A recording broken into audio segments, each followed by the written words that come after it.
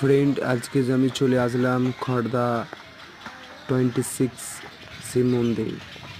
তোমরা ভালো করে মন দিয়ে দেখো, ভিডিওটা খুব ভালো লাগবে। মন্দিরটা দেখলেও তোমাদের খুব ভালো লাগবে, খুব সুন্দর, জায়গাটা খুবই সুন্দর। তোমরা ভালো করে ভিডিওটা দেখো, তোমাদেরও ভালো লাগবে আশা করি। আমি তো ঘুরতে গেলাম খড়দা 26 শিব মন্দির, তোমরাও আসো, এসে দেখে যাও। আর পাশেই আছে মা গঙ্গা, ভালো করে তোমরা যদি দেখো তো ওইদিকে যে বিল্ডিংগুলো দেখতে পাচ্ছ ওখানে তার পাশে হচ্ছে ফেরিঘাট। ঠিক আছে, পাশে হচ্ছে ফেরিঘাট আছে, ওই যে দেখতে পাচ্ছ তোমরা যে ফেরিঘাট। জুম করি, আর একটা জুমটা আছে ফেরিঘাট ওটা।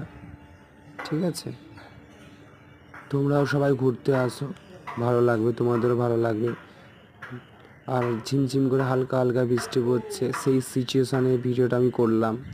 ভালোও লাগছে, মা গঙ্গার পাড়ে এত সুন্দর একটা মন্দির। তো ভিডিওটা ভালো করে সবাই মনোযোগ দিয়ে দেখো, ভালো লাগবে তোমাদেরও।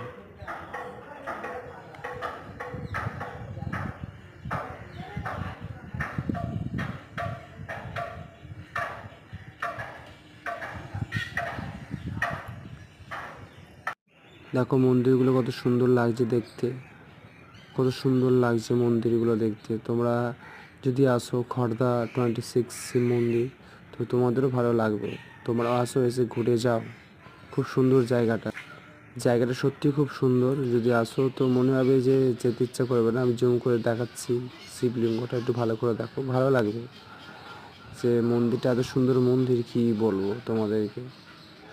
পরিবেশটাও খুব ভালো, এখানকার পরিবেশটাও খুব ভালো।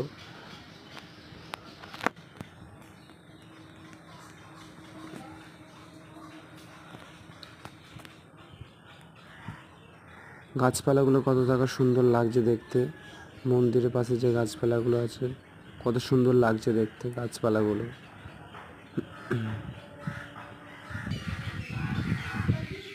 মন্দিরটায় তোমরা যদি আসো মনে হবে না একটুখানি ভালো করে দর্শন করে যায়, এত সুন্দর পরিবেশটা, খুবই সুন্দর, নিরিবিলি পরিবেশ। এত সুন্দর পরিবেশ হয়তো মানে কী বলবো তোমাদেরকে, আর বলে বোঝাতে পারছি না এত সুন্দর পরিবেশটা। পাশে পার্কও আছে, নিয়ে যাচ্ছি কিছুক্ষণের মধ্যে, দেখো নিয়ে যাচ্ছি তোমাদেরকে। পাশে পার্ক আছে, পার্কেও পাশে তোমাদেরকে নিয়ে যাচ্ছি, একটু ওয়েট করো। পাশে যে পার্ক আছে নিয়ে যাচ্ছি তারা। ওই যে ওই দিক থেকে এই যে পাশে পার্ক, এই পার্কে